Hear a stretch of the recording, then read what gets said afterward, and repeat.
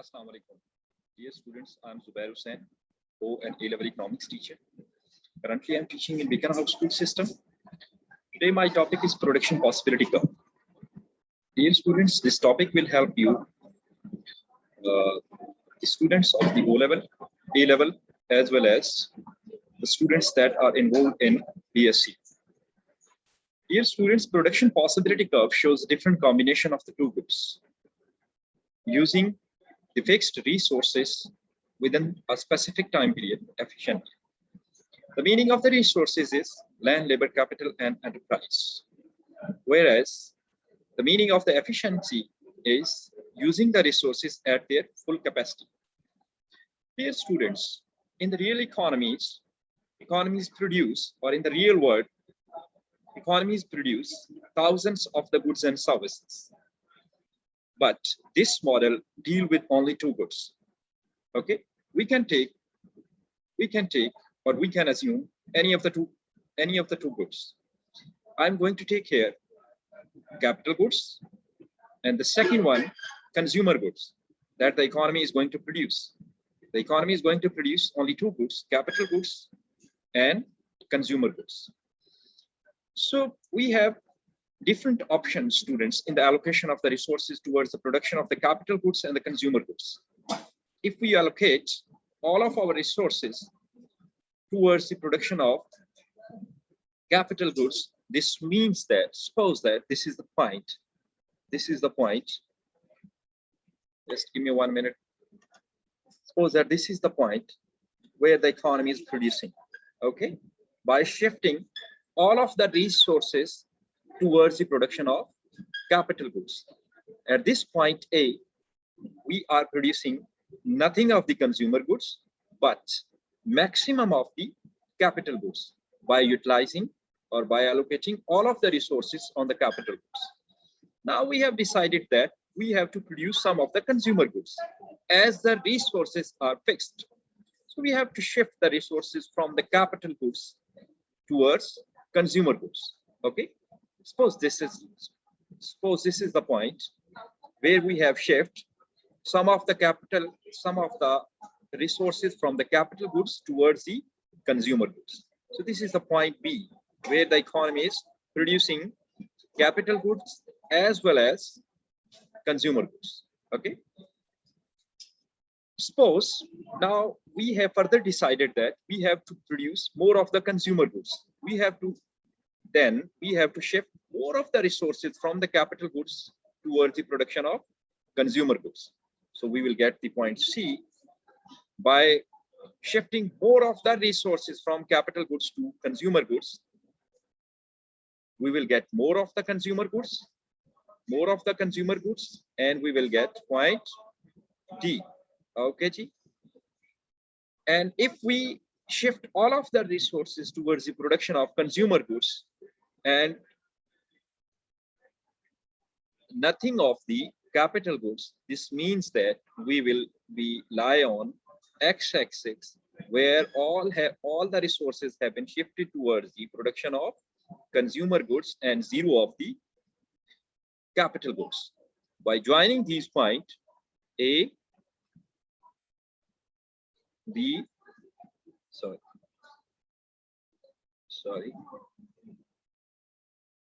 A, B, C, D, and E point. By joining all these points, we will get the PPC. Okay, this curve shows different combination of capital goods as well as consumer goods in which resources are utilizing in the best possible way or in the efficient way. This curve is called PPC. Okay, any point inside the curve shows that this is the point F. This point shows that there is an inefficiency. This means that resources are not going to utilize in the best possible way, in the efficient way. Any point outside the PPC curve shows we have not enough resources. We have not enough resources to reach at this point. Okay, so this is the PPC curve A, B, C, D, and E are the points on the PPC. All the points shows the resources are utilizing or allocating in the best possible way or in the efficient way. Okay. Up to this point, students, resources are fixed. And if there is a change in the resources through quantity wise or through quality wise, the behavior of the PPC will change. The behavior of the PPC will change. The behavior of the PPC will change in the way, the behavior of the PPC will change in the way that the PPC can shift outward, the PPC can shift inward, or there can be shift of the PPC in the pivotal shift. There can be pivotal shift of the PPC. So I'm going to draw here the three diagrams. Number one, this is the diagram in which I will show the outward shift of the PPC. Here is the capital goods.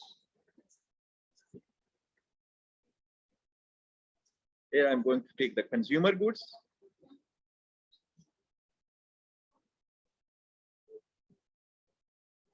This is the original PPC, PPC1,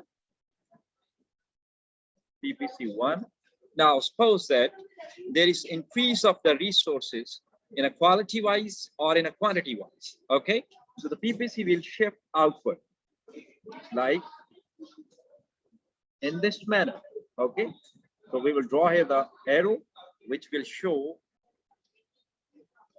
the outward shift of the PPC. This outward shift of the PPC, okay, this is the PPC, basically this is the PPC 2. PPC 2. This outward shift shows there is increase in the resources in a quality wise or in a quantity wise. Suppose that there is a destruction of the resources due to floods, due to earthquakes, or any other disaster, due to disaster. Okay, so I'm going to take here the capital goods. I am to take here the consumer goods.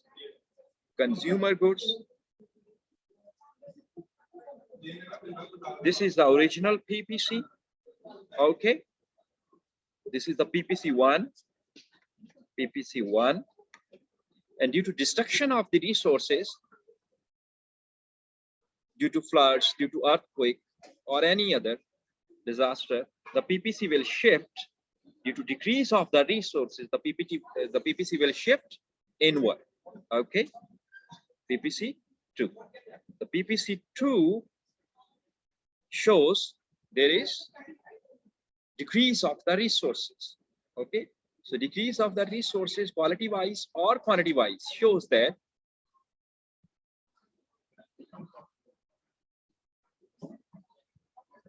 just give me 1 minute, student. Okay, now I have to show the pivotal shift of the PPC. Suppose that now I'm going to show the pivotal shift of the PPC. There is the capital goods. There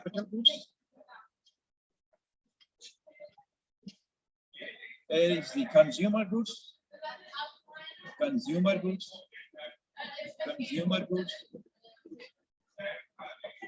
Suppose that this is the original PPC, students. Original PPC. Okay. Now, suppose that the labor have gained specialization, okay, in the production of consumer goods, or there is an increase in the technology, or there is advancements in the technology towards the production of consumer goods. So due to this reason, there will be a pivotal shift in the PPC like this manner. Okay, this is the pivotal shift. This is the pivotal shift in the PPC. This is the PPC 2.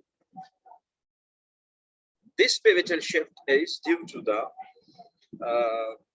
increase in the specialization towards the production of the consumer goods, or can be advancement in the technology towards the production of the consumer goods, and we can produce more of the consumer goods, and this will be shown by the pivotal shift of the PPC 2. Okay, if we will gain specialization in the capital goods, or advancement in the technology towards the production of the capital goods, in the same manner, the PPC will show a pivotal shift towards the production of capital goods, and we can produce more of the capital goods. Okay. Secondly, students, now I'm going towards the growth path. Dear students, developing countries have increasing trend, or increasing rate of the high rate of the population growth. Developing countries have high population of the growth rate, so they have to more allocate resources towards the production of consumer goods. Okay, so that is the reason their growth path is at lower rate, because more allocation of the resources towards the consumer goods and less accumulation of the capital. Due to less accumulation of the capital and more allocation of the resources towards the consumer goods, growth path is at lower rate as compared to the countries that are developed. There in the developed countries, population growth rate is slower rate. Okay, due to this reason, the capital accumulation is more, and allocation of the resources on consumer goods is less than as compared to the capital goods. This means that the allocation of the resources on the capital goods is more than the consumer goods. Okay, and more capital accumulation. Due to this reason, their growth path is at high rate. Okay, so I hope so students, this topic will help you, okay, in your studies. So this topic basically comprised of the PPC when the resources are fixed, and in the secondly, when we proceed in the topic when the PPC behave differently, shift of the PPC due to qualitative increase in the resources or quantitative increase of the resources, or if in any production of the goods we gain efficiency or specialization, or specialization and advancement in the technology in the production of any of the goods, then there will be a pivotal shift. Okay, then further as we proceed in the topic, there is a growth path. Okay, developing countries have high population growth rate. Due to that reason, the allocation of the resources is more towards the consumer goods as compared to the capital goods, and less capital accumulation. Due to this reason, okay, growth path is at lower rate in the developing countries as compared to the developed countries, as have shown in the diagram, where there is a more shift of the resources in the capital goods as compared to the consumer goods, and more accumulation of the capital. So this was the whole topic. I hope so student, this topic will help you a lot. Thank you very much.